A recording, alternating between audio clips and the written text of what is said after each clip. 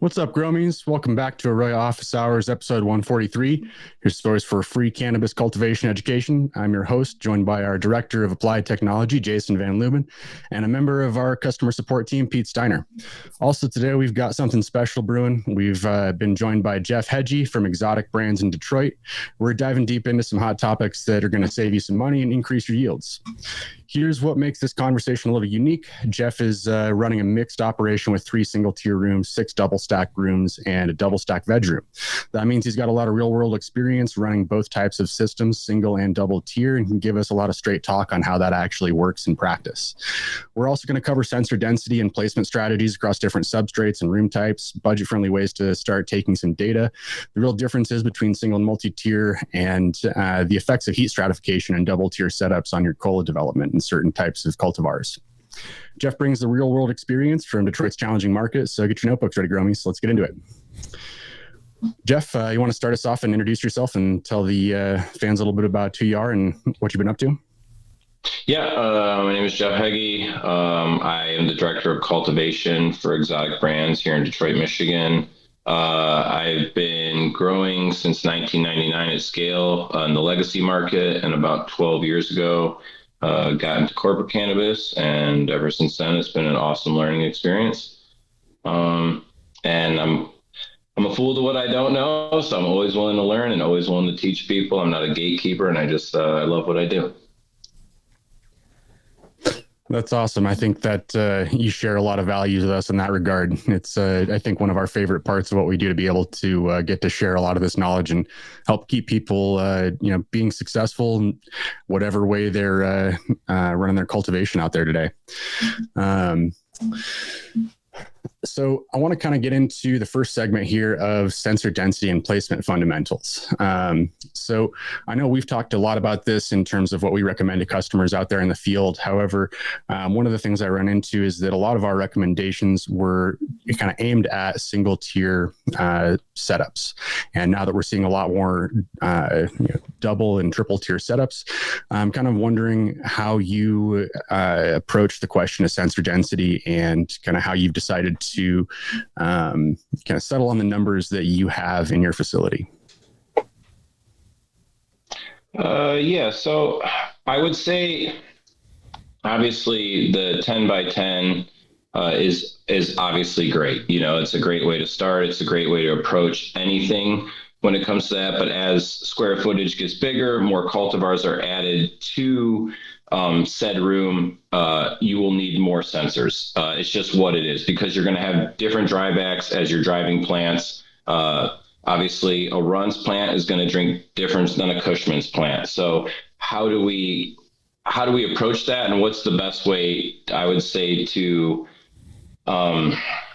bring value to the team, but also make it make sense? Like, at the end of the day, it has to make sense. With obviously prices the way they are, yields need to go up and costs need to go down. Hence why a lot of people have switched nutrient companies, going from liquids to salt, so on and so forth. My approach to sensor density, and I know this is going to sound biased, is more the better. The more data I have that I can look at every day, the better I'm going to be able to make informed decisions and steer that plant the way I want to.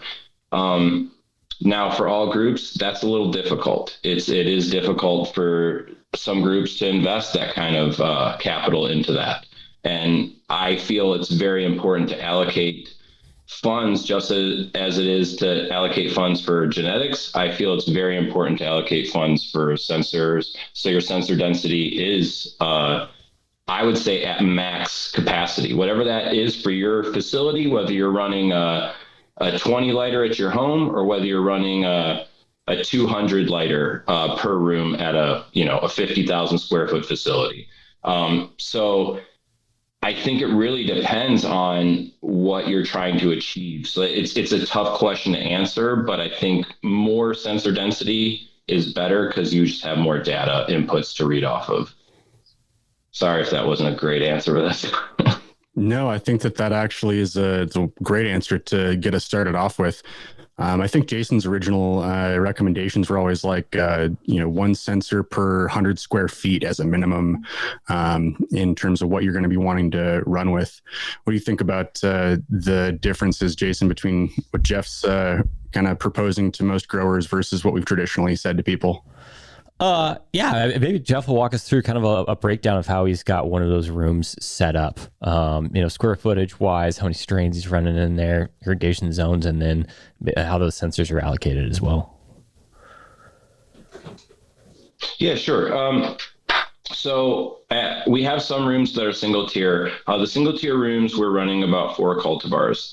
The double tier rooms, each bench is about 50 feet long on both tiers, and each one gets 2 sensors per tier. So that'd be 4, I guess you'd say 4 nodes is what I call them, or 4 probes per tier. So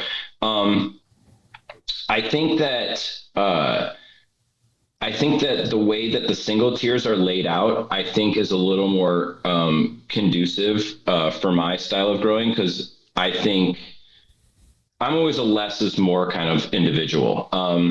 With the single tier, it's a lot more straightforward, especially when driving that plant the first 21 days. Whereas the multi-tier, some of my rooms have, and this is going to sound crazy, but it's what the group wants, we have up to 10 cultivars in a single room. Now, all those are on different solenoids, but I do play musical ball valves in that first 2 to 3 weeks. It's just what it is. I have to jump around to make sure that I'm getting low enough so that I'm rooting in, we're on slab, that I'm rooting into the slab, but also that I'm not making my slabs aquaphobic at the same time. So it is a delicate balance, but at the same time, I feel my single tiers, and it's just a personal thing, I think my single tiers perform a little better when I'm actually trying to crop steer versus my double tier. And I think, like when I was talking to Cian before, a lot of factors come into that, especially with the microclimates, which is obviously going to make your substrate dry back faster. Lights, heat trace, that's just the nature of the beast. No matter how much airflow I have pushing in my tubes underneath, pushing air down, I am heating those trays. So when I'm looking at, for instance, we're growing a strain black maple. I have black maple on the bottom of zone 2, and I have black maple on the top of zone 2. I've noticed that the top tier dries out extremely fast because those lights underneath are heating that tray. Do I think that my yield is bigger up top? 100%. I don't know why. I know that the substrate is warmer and I am feeding more, but I am noticing a way higher grams per square foot on that top tier. Yeah, I guess to answer Cian's question here is, I think that, starting recommendation, it sounds like you're pretty close to what we're working with. And you nailed it when you talked about, hey, the more variables we have in there, the more sensors that we're going to need in order to build a representative sample, right? Anytime that if I'm working off of, say, one sensor in a area that's trying to represent a whole strain, 10 strains in there, for example, one sensor in a strain it's just really not enough. There could be so many things going on that plant is not representing it as a population. And I don't know how many times I reference my sensor density growth behavior YouTube thing, but basically, talking about the statistical performance of it. And even at our recommendations, when we're talking about 1 sensor per 100 square foot is nowhere near even a statistically significant number. So a lot of times we're just trying to get by the luck of the draw, find a plant that is representative, and then also think about what is the uniformity across the area of plants that data is trying to represent. I love that point. That's great. Yeah, I fully agree with that.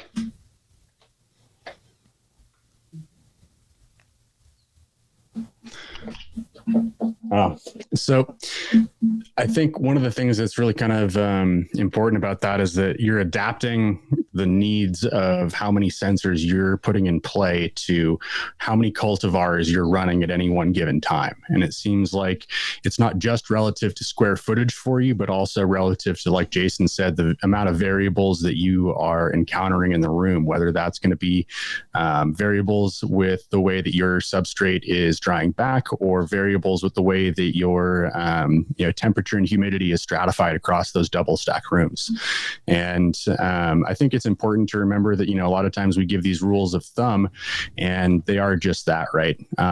If you encounter a situation where you end up adding more variables to your room, like Jason was saying, you end up running a few more sensors to be able to quantify those variables. And I think also it's important to note that, like Jason said, we are looking for kind of the best possible representation, right? And sometimes that takes a little bit of care and understanding of where you're placing those sensors and being really consistent with how you're placing those sensors as well to be able to get good results out of them. Yeah, and then Cian, also too. I'm sorry. Go ahead, Jason. I was just gonna bring up the climate stratification, using multiple climate stations, always at least having one per tier, right? Even if I'm in a super small room, say I'm at 200 square foot or something like that, if I'm running 2 tiers, then I need at least 2 climate sensors. At 3 tiers, I need 3 climate sensors. I'm glad you did bring up the root zone heating as well, because one of the data points from the substrate sensors is that temperature as well. So probably pretty cool to be looking at that stratification as far as, all right, is there a difference in environmental temperatures? Almost always is when we're on a vertically multi-tier. And then what's the stratification in substrate temperatures as well? Yeah, 100%. And I run redundant sensors. So we obviously run AROYA climate stations. We run one on the top, one on the bottom of all of our 2-tier rooms. And we run rhythm as well for our fertigation and for our environmental. So I'm running not only that, but I'm running rhythm. And then we have these other they're like just this little green puck. And so I'm running three different sensors, and I just want to see where my happy spot is. Like that's what I call it, because AROYA will say one thing, and I love AROYA because they're aspirated sensors. They're great. And then I have other sensors that aren't, but I want to see where is that balance? Where is my happy medium? If AROYA is saying that right now it's 65% relative humidity at 72 degrees, well, what's rhythm saying? And where is my happy medium in weeks 1, 2, 3, and so on? And I think that it goes back to the sensor density. The more data I have, whether has to do with water content, anything to do with airflow, whether I'm using, a rhythm product, whether I'm using an AROYA product, whether I'm using any product, TrolMaster product, having the more data that I can have and I can look at on a daily basis is going to give me the tools that I can therefore steer that crop or that garden, depending on how you want to look at it. The old school that I used to do is still in my brain and in my heart, but I have to expand and learn with the times, just like any good cultivator would do. And that brings up something that I've always found as a challenge, and that is, how do I analyze dynamic offsets, right? And so if I am using multiple sensors, depending on the conditions in the room, that offset may not be constant, right? So during lights on, if got 2 or 3 sensor systems in there, and they say, okay, well, I'm plus 5% humidity during lights on, and X other conditions. Well, lights off, maybe it only has a plus 2% humidity on there. And kind of interested in your thoughts on one, how do you analyze that, and then how do you use the data like that? I'll be honest, it's all over the place. Just be the first one to say it. It's all over the place. And I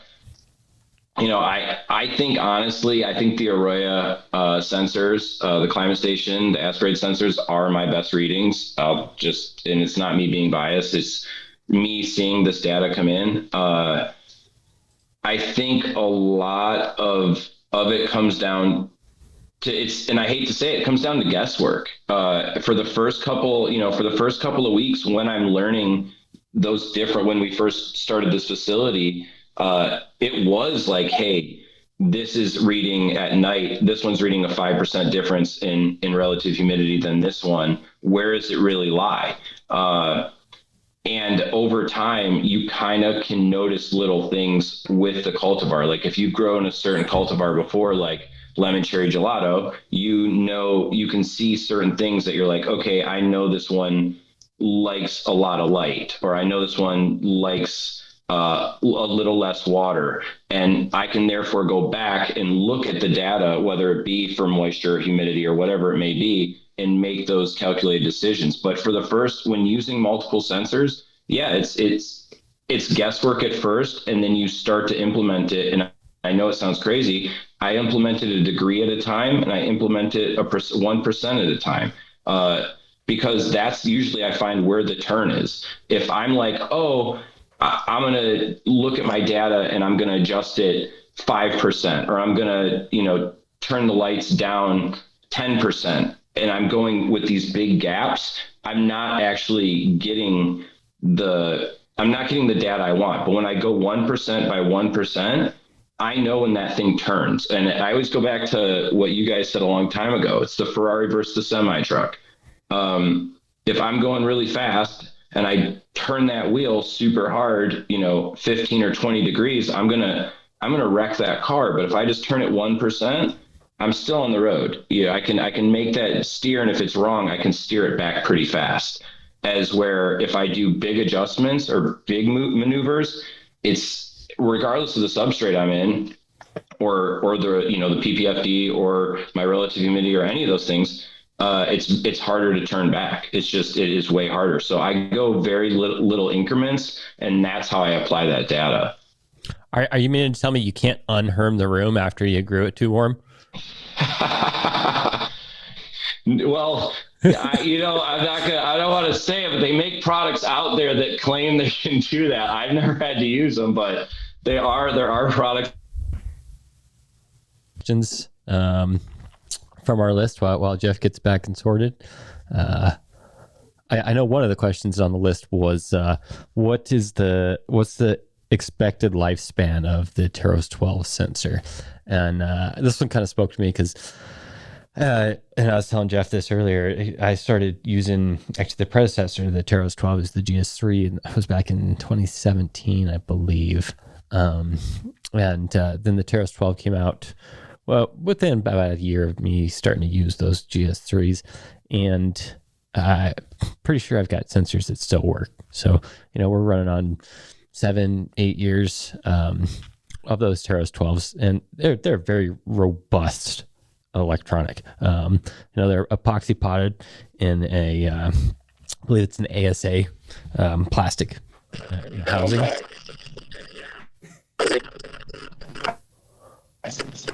Sounds so weird. And I wouldn't be surprised in so well. Another 7 or 8 years if those Teros 12s are still working just fine. So yeah, anticipated lifespan, I don't know. It's going to be a lot. It's all solid state electronics in there. The stainless steel prongs. The hardest part really probably just not cutting the wires on them, and making sure whatever they're connected to is as robust as they are. So not a great answer there as far as exactly, but it wouldn't surprise me at all to see them going 15, 20 years without an issue. They'll probably go longer. The other thing I might add is just be careful about handling those units, because sometimes if you drop them on the flood tray, you can end up with kind of bent tips on those prongs, which can sometimes skew the readings. So just be mindful about that. Yeah, that's a great point, Pete. I always liked keeping the little foam that came shipped on the prongs itself. It's a great way to keep those safe and not stab yourself. I think anyone that's been around a Teros 12 or Teros 1 or lots of them have probably understood how sharp those prongs are. So, kind of twofold as far as putting those back on when you're not using them or when you're flipping rooms is one, protecting the sensor, and then, also protecting the staff that's working with those sensors. Well, not sure if Jeff's audio is working quite yet, but let's jump and take one more question while we are in the midst of that. I know we had one that was requested we go over today that is kind of an interesting one. This comes from our friend Trichome Valley on Instagram. It says, so I've got a vetted cut of Death Bubba. When I grow it or any other gas/OG type strain, it always comes out musty and earthy instead of gassy, and the nugs get more pointed instead of being more round. Usually I'm at around 800 ppfd, nothing overly high. This last round, I only grew one plant of it to try and learn it a little bit better. My flower room was already packed, so I had it off to the side getting about 300 to 400 ppfd indirect light from 1000 watt HPS. I only watered it to run off once, and it had an, it says 17 EC. I'm wondering about if that's a runoff number or gotta be, right?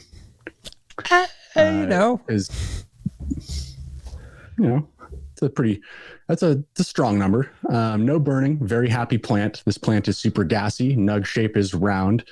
Just didn't see the yield. So what am I doing wrong? How am I able to put these strains under more intense light and get the same gassy results that I'm actually after?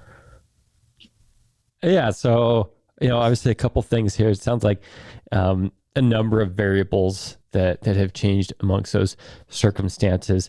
I don't necessarily know that we can pinpoint and exactly say, which one of it caused it, but we can lead into this with a little bit of science and think about how do plants behave in those different conditions. And, traditionally speaking, when we are at lower light levels, we would more expect it to be, a little bit stretchier type of plant, right? We're seeing some, apical dominance happen, and when we don't have as much light as that plant can take, a lot of times it's trying to grow vertically.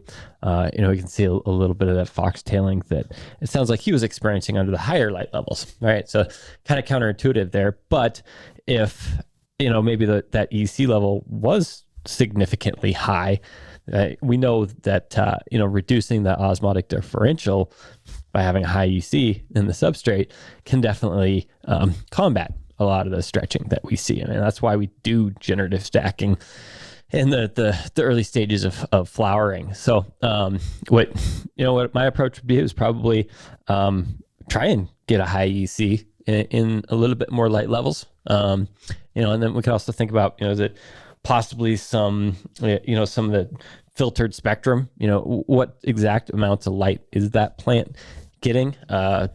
Spectrum has a pretty large role in the flavonoid and cannabinoid profiles of the plant.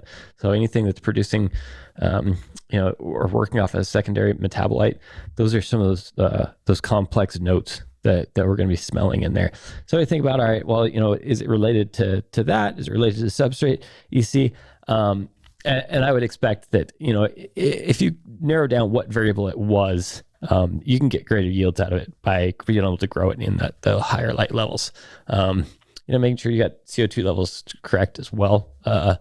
When we think about photosynthesis, or CO2 plus water catalyzed by light, right? So anytime that we are trying to optimize plant growth, we need to have matching levels of CO2, and light. And by matching, I mean, one's not limiting that plant growth. So that's kind of probably where I would go to approach it. And then, regarding that 17 EC, if that is the runoff number, then that's definitely way off there. If it's a substrate number and you have time series data, if we were peaking at 17, that's definitely higher than most of where we start with, but certain strains are super hungry. And then also, we would probably see that EC drop significantly when you do irrigate, right? So if we were hitting peaks at 17 right before irrigation, when we irrigate, is it going to drop down to 7, 9, 10. And that's one of the huge advantages of root zone time series data is we kind of get an idea of, what is the dynamics happening with that EC. And obviously, sometimes when we have significant dynamics like that, it's a very generative type of queue. And that might explain the more round buds as well. Jason, can you hear me? I'm back. Yeah, you sound great. Beautiful. So there we go. I'm back. I don't know what happened, boys. I'm sorry about that, gentlemen. All good. Back and better than ever. This one comes in from one of our Instagram friends, Daniel Rabago. He says, with crop steering, is it possible to overbulk? Would you getting the buds to swell up more in your ripening phase, I'm guessing he's saying, lead to mold issues in the dry room? Well, personally, from my experience, it doesn't necessarily just lead to mold issues in the dry room, depending on when that happens, and just how much plant mass you end up gathering in your room. What do you think, Jason? Yeah, I actually know a few cultivators that had to find new jobs after they overbulked their rooms. So the answer is absolutely, you 100% overbulk things. Typically, you're going to see a reduced quality if we end up overbulking. And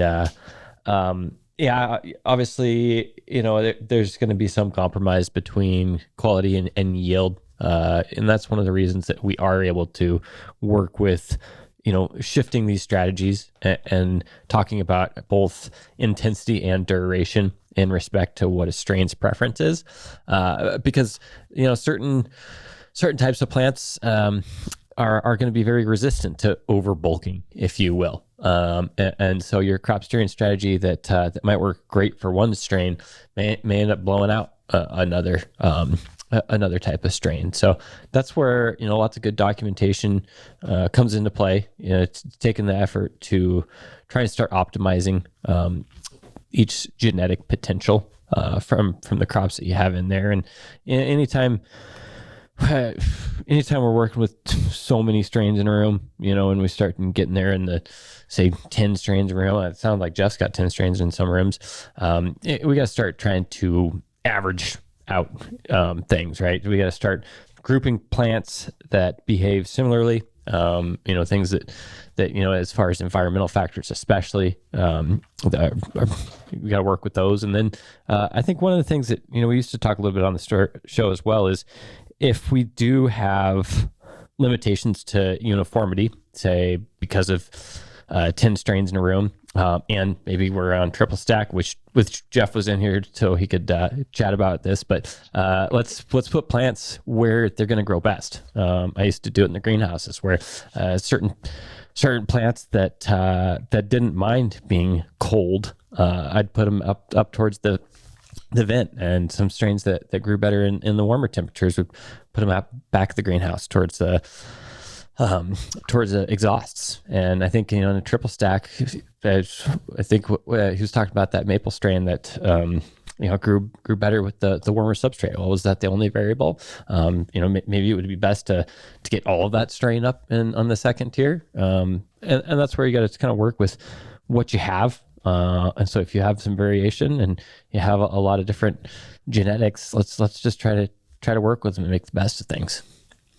I think that's a great point. And then, the other thing I keep seeing too with some people who have adapted rooms, let's say from an HPS setup to an LED setup, or from a single tier LED to a double tier LED, is the increase in your HVAC that is going to be necessary to be able to finish out a larger amount of plant mass if you do bulk that to a greater extent. I've definitely, like Jason said, known some cultivators who have had to find new jobs over things like that, and or have found themselves ripping down large sections of rooms earlier than they would have preferred to, just so that they were able to decrease the plant mass in their rooms sufficiently to be able to finish out the remaining strains that were still doing well and hadn't had any mold propagate. So, it's definitely possible to outstrip your room's capacity. And it's definitely possible to overbulk your plants and to kind of push the bulking phase a little too far. But there are multiple different ways that you can wind up finding yourself with a mold problem in those last couple of weeks or into your drying curing phase when you are pushing those plants to try and get the most plant mass you can out of them without any thought towards what that's going to do to your quality or your ability to get that product to market. And just to piggyback off that, Cian, having been a post-harvest manager for a number of years, just ensure that you got proper airflow going on in that dry space as well. Proper airflow. I'm back. Can you guys hear me? Yeah, we can. I was going to say, because I got to hear all of that this time, which is actually really good. I got to hear all of that. I would say, and being a post-harvest manager, as you were saying, it does take eyes and hands on the product every day. Like, you have to go in there and check it. No matter, the best thing they say you can grow the best cannabis and you can ruin it in the 9 to 12 days you dry it. You know what I mean? And then it's just the nature of the beast. I think that airflow is a huge thing, but I also, just with anything, we can have all the sensors, we can have, I guess, all the tools at our disposal, but without actually hands and eyes on plants every day, all this stuff, it's just tools at that point. You still need to be in there. You still need to go, hey, this is doing this. This is driving this way and this is driving that way. What are we trying to achieve? And I think at the end of the day, I think it's really about sitting down with your group and your core people and figuring out what you're trying to achieve in said space, whether that be in the veg room, clone room, post-harvest, wherever you're at, even all the way down to packaging. I think it's really, really big. And where does certain things, I have a big cross-contamination, bloodborne pathogen background. So it does come for me, I'm a big cross-contamination guy. Like you guys were speaking of like molds and botrytis and things like that. Where can we limit those variables where those things would come into play? Is it better hand washing? Do we have somebody on the crew that likes to take cigarette breaks? So now we're worried about tobacco mosaic. Are they washing their hands? Are they gloving up when they come back in from lunch? All those little nuances really matter when it comes down to scale cultivation. 100%. Vectors for disease and any sort of pathogen like that are going to be one of the big areas that you can look at to limit potential formations of things like botrytis and different bud rots. However, one of the big things that I always like to also remind people of is not just those vectors for the initial infestation, but also how are you caring for the ability of your system to prevent against those from spreading further, and how are you managing the amount of plant mass in a room that your system is going to be ultimately capable of keeping at the right kind of relative humidity to be able to finish out well without hitting those levels that are going to be most susceptible for botrytis to grow. Sure. Yeah, I'm a big fan of chlorine dioxide gas, both fast release and extended release. I know a lot of people are afraid to run extended release inside when there's plants in there, but I personally never had a problem with it. I know that when we do run fast release, we do shut off all of our HVAC. We don't shut it off completely. We run it for 2 hours with the chlorine dioxide gas, and then we shut it off because it is harmful to units. I've talked to a couple different manufacturers about that and the longevity of your equipment while running chlorine dioxide gas. But some things is kind of like wear and tear on the equipment versus failed tests or, cross-contamination. And some things are just kind of inherent with our job, with our career. I agree with that. I'm a huge fan of chlorine dioxide gas myself, but there is, you've never seen metal parts corrode so fast. It's true. Yeah, that's what I say. It's true. it's in the name for a reason. You know what I mean? It's a dioxide gas. It's oxide, it's going to oxidize things. It's what it is. It as much as it even is in the name, it's surprising watching that sometimes. Just, you break a casing open on some electronics and you're like, whoa, that got aggressive. Yeah, it definitely does. Well, I want to keep us jumping along the schedule for today. So one of the last things I wanted to go through with you, Jeff, was kind of, and we were going through it a little bit in this last question, but the stratification that you see in those rooms and how that affects, different choices that you're making with cultivar placement. For example, the I forget what that was. Was it maple? Black maple, yeah. Black maple that's up on that top layer that's doing better with the heat from below. Like Jason said, it'd be interesting to find out what the results were if you moved that whole cultivar up to the top level. But in general, how do you make choices when you are looking at two different cultivars and trying to figure out, for maybe your first time running them, where you're going to decide to go and run them? And then for the second time you go, or if you're going to call an audible and push it up to the second level when it was on the first, why and how are you making those decisions? Sure. Yeah. To be honest, if on a perfect day, I like to run it in a single tier. It's just, there's more control. I don't have to deal as much with substrate heat coming from the bottom. That's ideal. Also too, I do base it on the stretch. The veg is very important, but once you kind of get your veg on lockdown and that 12 to 16 day period, I'm going to get a plant that's anywhere from 12 to 16 inches, being topped once, having nice lateral branches. I really like to see what it does in the first 21 days. I've had strains that are very slow veggers, but as soon as I put them into flower, they're tripling to quadrupling their height. They're getting extremely tall, extremely fast. So I think how I make those decisions is when I'm forced to put them in a 2-tier system. Sometimes I am doing low stress training or scrogging. Just I have to. We get 14 to 16 days in. We got 3 trellis nets going, and they're pushing past that, and I know they're not stopping.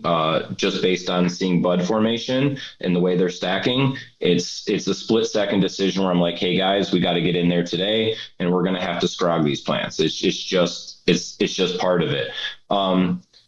Once I've ran it, usually 1 or 2 times, depending on where it is in the room, I can make a better decision on where that's going to go. We have a weekend at Gary's that no matter how I could take it from the clone and put it right in a 4x4 GR10 on a unislab and throw it in there, and that thing's going to touch the lights. It doesn't matter. It could literally be this tall, and that thing's just going to just run. But then I can have a Cushman's plant that I could veg, or when people were doing the Mac 1s, as we all know, Mac 1 liked to take its sweet time vegging. It didn't like to veg fast, but then when it stayed short and bushy. So it's really more of like eyes on the prize is how I like to put it.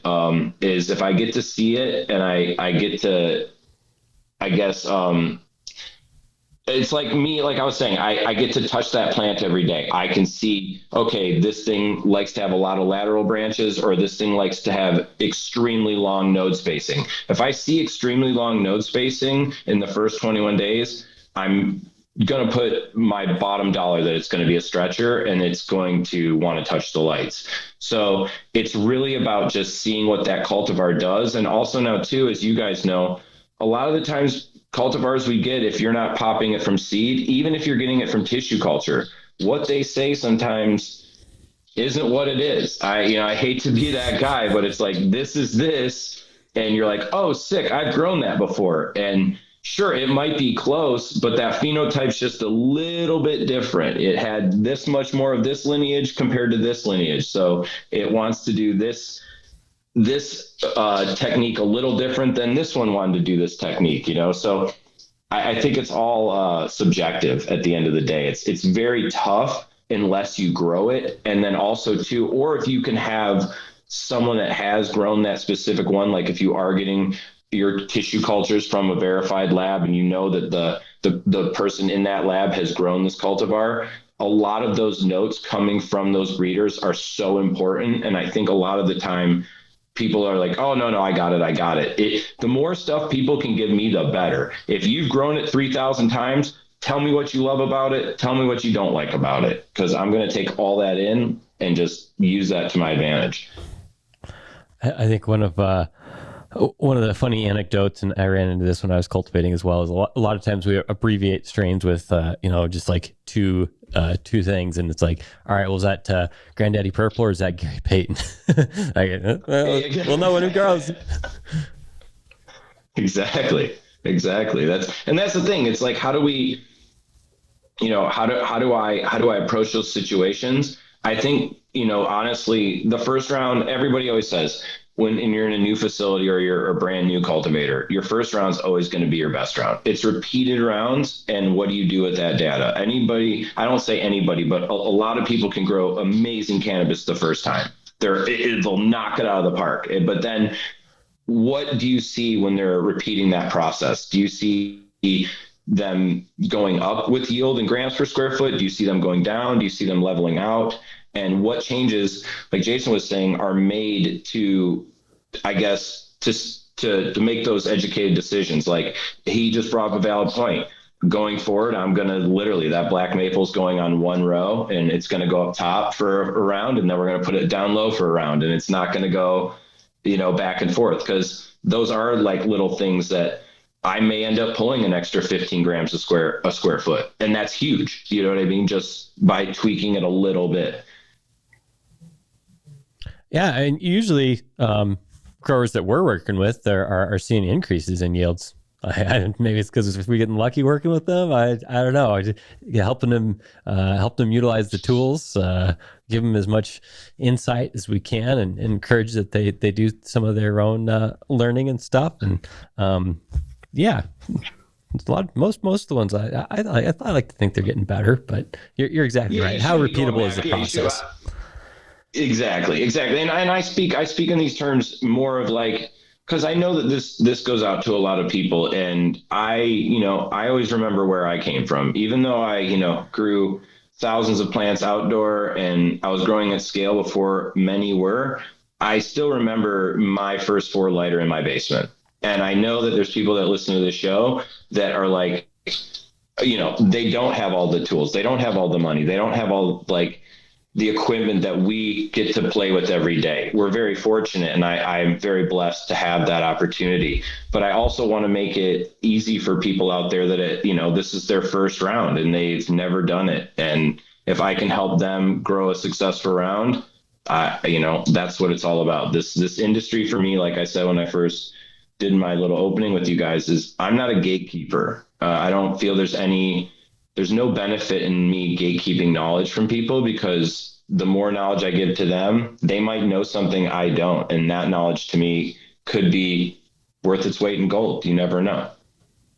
I think that's one of the beautiful things about our industry, is that we get to have this awesome community of people who are really invested personally in trying to further the science and further how much we can really push this plant to be able to kind of fit these mythical ideals that not so long ago even I thought were entirely impossible. Looking back, I want to say like 8-9 years ago, if someone had told me that people would be hitting regularly over 100 grams per square foot, that would be wild to me. And, here we are today with people, pushing the boundaries of what you think is possible in any given space these days, and hitting numbers that I would have just totally thought were ludicrous years ago. But I think that that's kind of the beauty of this space, is that there's so many people who are invested in trying to help make sure that other people out there are learning and trying to profit by all the mistakes that those of us have made, just trying and seeing how things worked over the years for ourselves. Yeah, it's awesome. It's an amazing space to be in. And I can't be more thankful for the life that I have in this industry. It's, a lot of my friends left the industry, and a lot of them continued on the same path I did. So, I'm very blessed. I think we all pretty similar in that regard. It's a privilege to be able to do what we do and be able to help everyone try to grow better plants and to get the most out of what they're doing in this industry. One other thing I kind of wanted to throw at you before we leave off for the day. I know Michigan's kind of a wild market these days, ups and downs. How do you feel operating a new facility in Detroit these days? What's that like? It's cool. I'm super excited. I'm not a fool to what this industry is doing. I know like right now, a lot of people are getting scared and they're saying it's a race towards the bottom. I think it comes down to a couple things. I think it comes down to quality. I think it comes down to building a good brand and a good team. I think how you treat your employees gives you great employee retention. And I think employee retention in our industry is huge. If you have happy employees, you're going to have great results. Right now in the tiers, we're pulling anywhere from 80 to 92 grams a square foot. So we're crushing in the tiers. I can't be more happy with that, but I also know that comes down to my team. I could never do this without them. That being said, our metric prices doing not great right now. Yeah, 100%. But is that across the board, across the country? Yeah. Everybody I talk to from Colorado to Oregon, California, it's taking a hit. It is. And I think right now in Detroit, it's a very good time to just hunker down and keep doing good practices. I think a lot of people are going to get scared and do what I call the cannabis industry, and I know this sounds terrible, but we're like carnies back in 5-10 years ago, we're carnies. It's like, oh, did you hear what state's opening up? I'm going there. Things are $3,200 a pound. I gotta go. We gotta leave. And then they'd leave and they'd go there and they'd ride that wave for a little bit. Well, that wave now we're all seeing is starting to go away because every state's coming online. So I think we're just at a hunker down stage now and just like build a good group, a good core of people, and try to take up as much market share as you can to stay afloat. I won't even say stay profitable, because I think that is it's tough now. It is tough. Like Michigan, we have, they did a thing the other day where they said if everybody in Michigan stopped producing cannabis right now, how long would we have cannabis for? And they say it's a little over 2 years. And obviously it's a perishable item, but it's like 2 years. It's like that's a lot of extra cannabis in the market. So yeah, I think we just have to hunker down, stay positive with it, and no matter what happens, fix it and figure it out. Just kind of like my headphone and mic situation. It's like just fix it and figure it out. Yeah, I think another good thing to do is, think about how it happened up in Canada, right? That they went through this, obviously a little bit different because it was a national-wide legalization, but they way oversaturated the market and saw that as well. So anything that we can learn from what has happened in these, it's going to be helpful. And it sounds like you're right on as far as fairly typical business practices of build a good team, right? Start to reduce wasteful costs, automate things that you can, make smarter decisions using data and science. So those are all the things that a race to the bottom is kind of a tough way to say it. I always think it's just a competition to be the top. Yeah, no, you're right. That's the term that everybody's been using lately, is the race to the bottom. But it's like, any business is going to have competition. Yeah, it's just what it is. And I think right now too, the cannabis industry reminds me of right now of like the beer industry when everybody was doing like high volume beers back in like the early 2000s. Everybody was making an ice beer.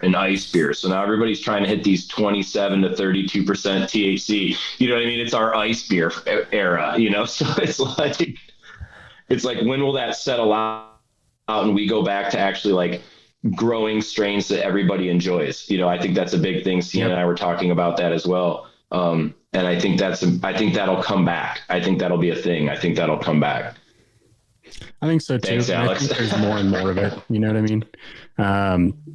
Every facility that I've been visiting in the past 8-9 months has had a tray, not much more, but like a tray of just green, never going to turn purple, skunky, gassy, old smelling stuff that, you know, you don't see a whole lot of on the shelves these days. And a lot of these places aren't necessarily growing it as, you know, a big money maker for them, but it's starting to pop back into the variety. And I do hope that continues. And I do hope that we get to see a little bit more of that. And I think, you know, price compression in our market has been rough for everyone. I also think that our industry is still agriculture, right? And in a big way, agriculture in the US has been under a trajectory of consolidation for a long time before cannabis has started to really come into the scene. And so I also think that, you know, our market is also following a pretty straightforward trajectory that the larger ag market is following. And, you know, the increase in our production costs when it comes to energy or when it comes to fertilizer or when it comes to labor pools are, you know, not necessarily just specific to our industries. And I think it's also important to remember that while cannabis does feel like it is unique in some ways in how intense the price swings have been in the last 5 years, it's also important to remember that we're part of a larger trend that has been well established in agriculture in the US for a long time now, where as you know, some of these smaller farms get up and off the ground and start to expand, they are oftentimes quickly absorbed into ownership consolidation schemes that end up you know, shortening the profitability for a lot of those smaller operations, because as the larger, let's say, more cost-efficient operations come online, that just pressures the rest of the market. So even though that in some ways is intense to last through, what it also is going to mean is that there are going to be winners. And you know, if you're creating quality product and you're able to keep your consistency within a narrow margin, I think that's going to be one of those metrics that really does predict whether or not you're able to be successful. And a lot of that comes down to things like what Jeff was talking about with being able to keep quality staff and make sure that, you know, you're not seeing institutionalized knowledge that's been built up over the course of a career walk out the door. Yeah, no, Cian, you're right. And two, it's like a lot of people now, it's like we're looking at people that are new and, you know, like I said, I'm 45. I'm seeing people come into this that are in their 20s and they want to build a career out of it. And I want to give those people the tools that, you know, I had to learn the hard way. You know, if I can teach that person, because that person's going to go home and they're going to dive into all of the old stuff and all of the new stuff. And they're going to come back and they're going to go, hey, what do you think about this? And I might say, well, that applies really well, or I may never even heard of that. Let's look into that deeper. I want to give those people, you know, they might be starting out as a $20 an hour employee, but I want to give them the power to eventually, you know, be a director of cultivation or whatever they want to, wherever they want to take it. You know, I think it's very important to, you know, the youth's the future. So it's like, if we give the people that are coming up behind us the tools to be successful, I'll be successful in the long run, because those people are just going to back me up on anything I need help with. And I don't know. I think it's very important I always say, like, and I said it, this is my third time, don't gatekeep, guys. Spread the knowledge, spread the love. If you do that, like, you will be successful 100%. Plant the seeds and reap the rewards, right? That's right. That's right.